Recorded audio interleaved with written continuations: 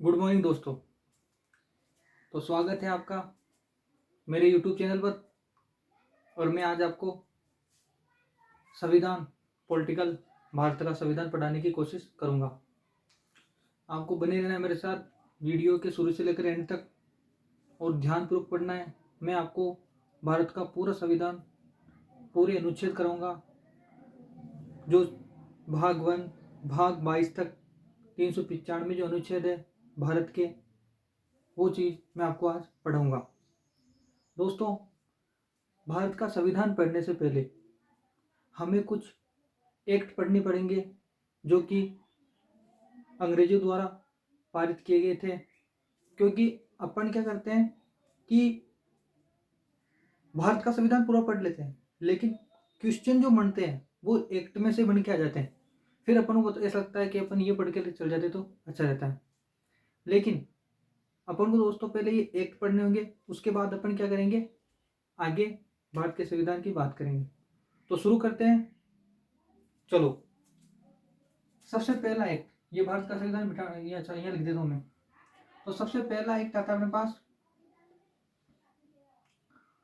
1599 का charter act. ठीक है, 1599 का चार्टर एक्ट। इसमें क्या हुआ था दोस्तों, 1599 का चार्टर एक्ट, ब्रिटेन की महारानी थी एलिजाबेथ प्रथम। इसने क्या किया था, पूर्वी जो देश हैं उनसे व्यापार करने के लिए 1599 में एक पारित किया और 1600 ईस्वी में ईस्ट इंडिया कंपनी की स्थापना की। उस कंपनी की स्थापना का उद्देश्य यह था कि वह भारत जाए और भारत में अपनी कोठियां स्थापित करे। ठीक है दोस्तों, और व्यापार को बढ़ाने की कोशिश करे। इसलिए 1599 का चार्टर एक्ट पारित हुआ। इसमें ब्रिटेन की महारानी एलिजाबेथ प्रथम ने 1600 ईस्वी में ईस्ट इंडिया कंपनी की स्थापना की थी। ठीक है दोस्तों, समझ में आ रहा आपके। तो इसने क्या किया था, 1599 के चार्टर एक्ट में ब्रिटेन की महारानी, कहा की ब्रिटेन की महारानी एलिजाबेथ, नाम याद रखना दोस्तों, एलिजाबेथ प्रथम, इसने क्या किया गया 1600 ईस्वी में, 1600 ईस्वी में क्या किया, 1600 ईस्वी में ईस्ट इंडिया कंपनी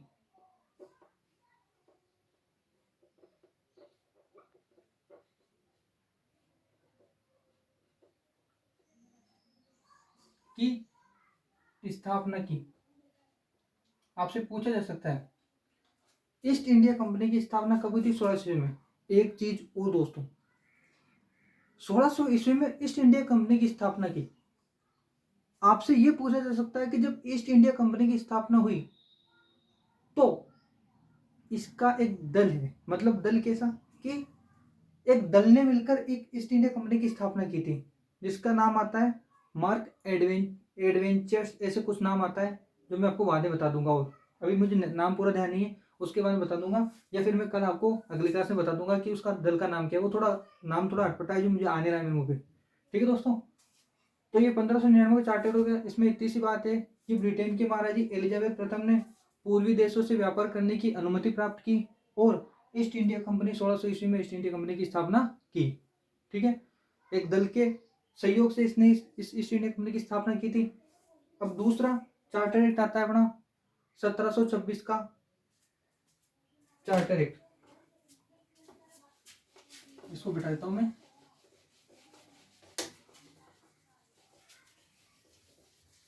मैं आपको संविधान पूरा पढ़ाऊंगा, पूरे अनुच्छेद कराऊंगा, अनुसूचियां कराऊंगा, पूरे भाग कराऊंगा और इतने अच्छे तरीके से पढ़ाऊंगा कि आपका पॉलिटिकल बिल्कुल क्लियर हो जाएगा और पर्सन पूरा, आपके पूरे पर्सन उसमें से ही बनेंगे। ठीक है दोस्तों, तो दूसरा जो आता है अपने पास वो आता है 1726 का चार्टर एक्ट। 1726 का चार्टर एक्ट, इसमें क्या हुआ था, इसमें एक ही बात महत्वपूर्ण है कि इसमें कलकत्ता, मद्रास और बंबई, क्या बोला मैंने, कलकत्ता, मद्रास और बंबई के गवर्नरों को कानून बनाने की शक्ति दी गई। इसमें क्या किया गया, कलकत्ता, मद्रास और मुंबई, मुंबई को पहले बंबई बोला था, के गवर्नरों को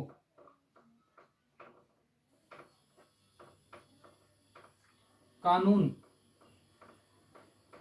बनाने की शक्ति दी गई, बनाने की शक्ति दी गई। इसकी एक ही बात है, कलकत्ता, मद्रास व बंबई के गवर्नर जनरल को कानून बनाने की शक्ति किस चार्टर एक्ट में दी गई, 1726 के चार्टर एक्ट में। 1599 का चार्टर एक्ट हो गया, इसके बाद है 1726 का चार्टर एक्ट।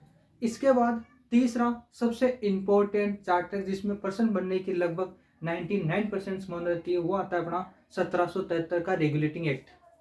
1773 का रेगुलेटिंग एक्ट, ये बहुत महत्वपूर्ण दोस्तों। 1773 का रेगुलेटिंग एक्ट। अब पहले तो इसके बारे में ये पढ़ेंगे अपन, इसको लाने का क्या उद्देश्य था, किस कारण इसको लाया गया, इसकी क्या आवश्यकता पड़ी, इसके बारे में पढ़ेंगे। तो क्या हुआ,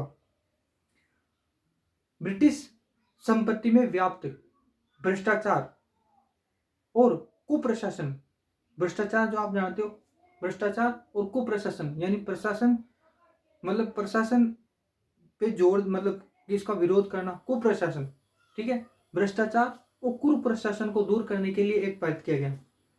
इस एक्ट के प्रवर्तक प्रधानाचार्य नॉर्थ थे और यह ब्रिटिश संसद में पारित होने वाला पहला अधिनियम था, ठीक है। 1773 के रेगुलेटिंग एक्ट के तहत कलकत्ता में सबसे पहले सुप्रीम कोर्ट की स्थापना कलकत्ता के फोर्ट विलियम में की गई, फोर्ट विलियम नाम से की गई, ठीक है। और उसका पहला मुख्य न्यायाधीश एलिजा इम्पे को नियुक्त किया गया, ठीक है दोस्तों। इस रेगुलेटिंग एक्ट में बंगाल के गवर्नर जनरल को बंगाल, मद्रास और बंबई का गवर्नर जनरल बना दिया गया। इसके अलावा और चीज बताऊंगा मैं आपको, पहले ये लिख लेते हैं अपन। 1773 के रेगुलेटिंग एक्ट के प्रवर्तक,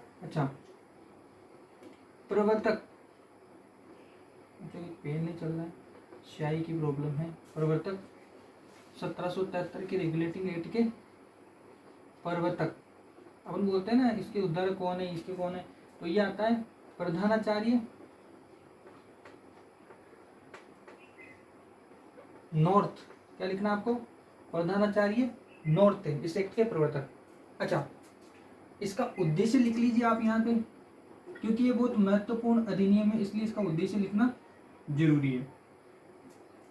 ब्रिटिश संपत्ति में व्याप्त भ्रष्टाचार और कुप्रशासन को दूर करने के लिए पारित किया गया। ब्रिटिश संपत्ति में व्याप्त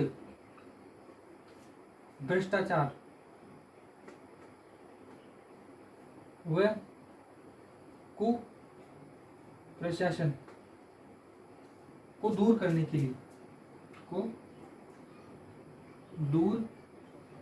को दूर करने के लिए, यह एक्ट पारित किया गया, ठीक है दोस्तों। ब्रिटिश संसद में पारित होने वाला यह पहला अधिनियम था, ब्रिटिश संसद में पारित होने वाला यह पहला अधिनियम था। एक पॉइंट और बना के लिख लो आप,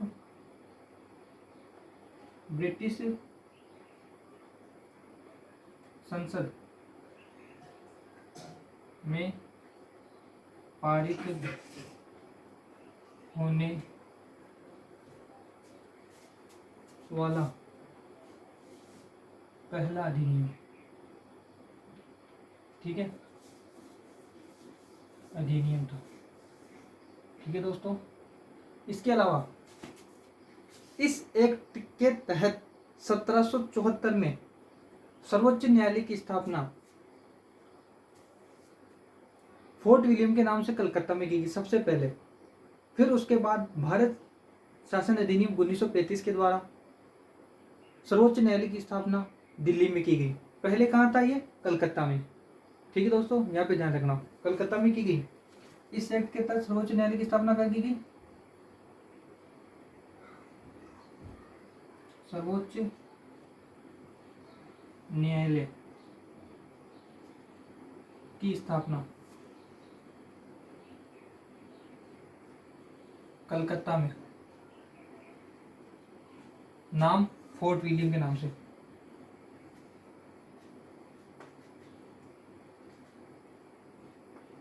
ठीक है, इसका प्रथम मुख्य न्यायाधीश क्या तो कौन था?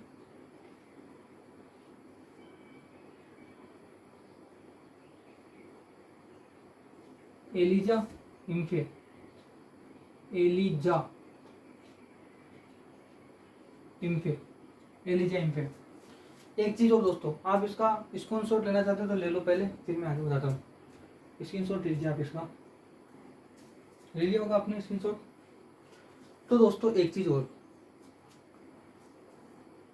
कि 1773 के रेगुलेटिंग एक्ट के तहत 1774 में इसकी स्थापना की गई थी। 1774 में इसकी स्थापना की गई। इसमें क्या था दोस्तों? टोटल 4 न्यायाधीश होते थे। एक तो होता था मुख्य न्यायाधीश और 3 अन्य न्यायाधीश होते थे। वर्तमान में क्या है? वर्तमान में 33 न्यायाधीश और 1 मुख्य न्यायाधीश है। इसमें क्या होता था?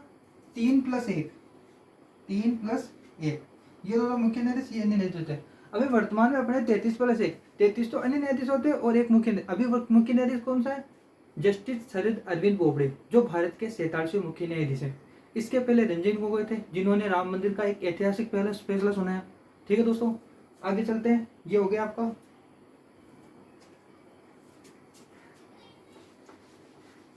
अच्छा, इसमें एक पॉइंट और है जो मैं आगे लिखा था मैं आपको।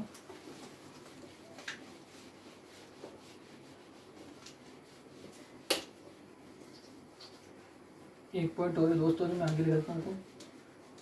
कल क्या होता, मैंने थोड़ा लेट डाला था वीडियो, मैं कुछ काम से चला गया था, इसलिए मैंने रात को बना के वीडियो डाला। और कल एक गलती भी हो गई मेरे से कि थोड़ा वीडियो फिर से अपलोड हो गया, तो आप एडजस्ट कीजिए दोस्तों। अब ऐसा नहीं होगा, क्योंकि मेरे से वो क्या जल्दी से गलती से हो गया था। आगे भी ध्यान रखो इस चीज़ का, कैसे वीडियो अपलोड करना है। ठीक है दोस्तों। तो 1773 के रेगुलेटिंग एक्ट की एक बात और है कि इसमें बंगाल के गवर्नर जनरल को बंगाल, मद्रास और बम्बई, इन 3 जगहों का गवर्नर जनरल नियुक्त किया गया। एक ही गवर्नर जनरल बंगाल को, बंगाल का जो गवर्नर जनरल था उसके बंगाल, मद्रास और मुंबई। ठीक है, तो ये पॉइंट मैं यहाँ बना के लिखता हूँ। इसमें क्या हुआ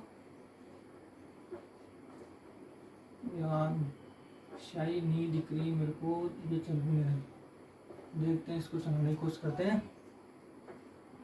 हाँ, बंगाल के गवर्नर जनरल, गवर्नर जनरल होता था पहले अपने भारत में, को बंगाल, मद्रास व बम्बई का गवर्नर जनरल नियुक्त किया गया। अब दोस्तों गवर्नर जनरल की बात करते हैं अपन। पहले मैंने आपको ये बताया था 1726 के चार्टर एक्ट में कि बंगाल, मद्रास व बम्बई को कानून, कलकत्ता, मद्रास और मुंबई को कानून बना नहीं सकती दी गई गवर्नर जनरल को। इसमें क्या हो, इसमें क्या, जो बंगाल का गवर्नर जनरल था उसे बंगाल, मद्रास और बम्बई का गवर्नर जनरल नियुक्त किया गया। अपन गवर्नर जनरल की बात करते हैं। तो दोस्तों बंगाल का जो प्रथम गवर्नर था, देखो यहाँ पे ध्यान रखने की बातें हैं, मैं आपको दिखा देता हूँ यहाँ पे, उसको आप नोट कर लीजिएगा। ये चीज़ बहुत महत्वपूर्ण है, इसमें लोग कंफ्यूजन आते हैं और गलत उत्तर दे बैठते हैं। जैसे प्रश्न आ जाता है बंगाल का प्रथम गवर्नर कौन था, लोग क्या करते हैं उसका उत्तर क्या दिया जाता है, बंगाल का प्रथम गवर्नर जनरल। बंगाल का प्रथम गवर्नर था रॉबर्ट क्लाइव और बंगाल का प्रथम गवर्नर जनरल था वारेन हेस्टिंग्स। तो लोग क्या करते हैं वारेन हेस्टिंग्स से उत्तर होता है लेकिन दे देते क्या क्लाइव, क्लाइव उत्तर होता है दे देते वारेन हेस्टिंग्स। तो ये गलती आपको नहीं करनी है। मैं आपको एक दिखा देता हूँ, ये जो है 4-5 जो गवर्नर जनरल हैं जहाँ से अपन को गलती होने की आशंका होती है, अपनी गलती नहीं होगी, अब ध्यान रखेंगे। तो ये देखो, नोट लगा के लिख लो इसको, आप नोट लगा के लिख लो, ठीक है। यहाँ पे लिखाता हूं मैं, तो लिखो बंगाल का गवर्नर, बंगाल का प्रथम गवर्नर,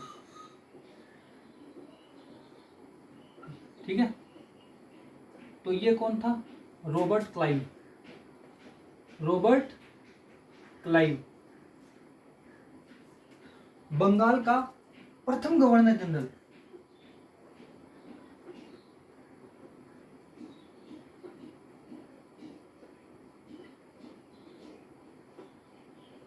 ये लिख लो दोस्तों आप, क्योंकि ये लिख लोगे तो आपको कंफ्यूजन नहीं रहेगा और उत्तर अच्छा करोगे।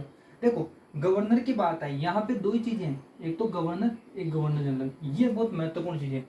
बंगाल का प्रथम गवर्नर रॉबर्ट क्लाइव, बंगाल का प्रथम गवर्नर जनरल तो वारेन हेस्टिंग्स, वारेन हेस्टिंग्स। आगे चलते हैं, भारत का प्रथम गवर्नर जनरल तो क्या नाम आएगा, Lord William Bentinck, Lord William Bentinck. Bharat का प्रथम गवर्नर जनरल, भारत का प्रथम गवर्नर जनरल कौन सा था, भारत का प्रथम गवर्नर जनरल था लॉर्ड विलियम बेटिंग। भारत का प्रथम गवर्नर जनरल था लॉर्ड विलियम बेटिंग। तीन चीज हो गई, बंगाल का प्रथम गवर्नर जनरल। अब भारत का प्रथम गवर्नर जनरल है दोस्तों, कंफ्यूजन नहीं होना आपको। चौथा पॉइंट आता है भारत का अंतिम गवर्नर जनरल और प्रथम वायसराय, भारत का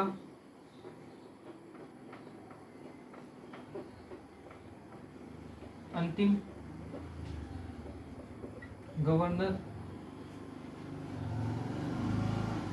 जनरल व प्रथम वायसराय, वायसराय तो ये कौन था, लॉर्ड कैनिंग, लॉर्ड कैनिंग। अब आगे की बात आती है, ये क्या, भारत का अंतिम गवर्नर जनरल और प्रथम वायसराय। अब अगला पॉइंट, भारत का अंतिम गवर्नर जनरल और प्रथम वायसराय था। अब भारत का अंतिम वायसराय कौन था, तो वो था लॉर्ड माउंटबेटन। भारत का अंतिम गवर्नर जनरल, भारत का अंतिम governor general Lord Mountbatten, Lord Mountbatten. ये नोट करो दोस्तों। और एक और पॉइंट है जो मैं यहाँ लिखा देता हूँ आपको, यहाँ पे जगह नहीं है, लिखा देता हूँ। सबसे महत्वपूर्ण चीज, भारत का प्रथम व अंतिम भारतीय गवर्नर जनरल, भारत का प्रथम व अंतिम भारतीय गवर्नर जनरल ये कौन था, सी राजगोपालाचारी, सी राजगोपालाचार्य। ये दोस्तों ये महत्वपूर्ण पॉइंट थे, मैंने आपको बता दिए। तो ठीक है दोस्तों, आज के लिए इतना ही, मिलते हैं नेक्स्ट वीडियो में। तब तक के लाइक कीजिए, शेयर कीजिए, सब्सक्राइब कीजिए और मेरे चैनल को कमेंट करना ना भूलिए।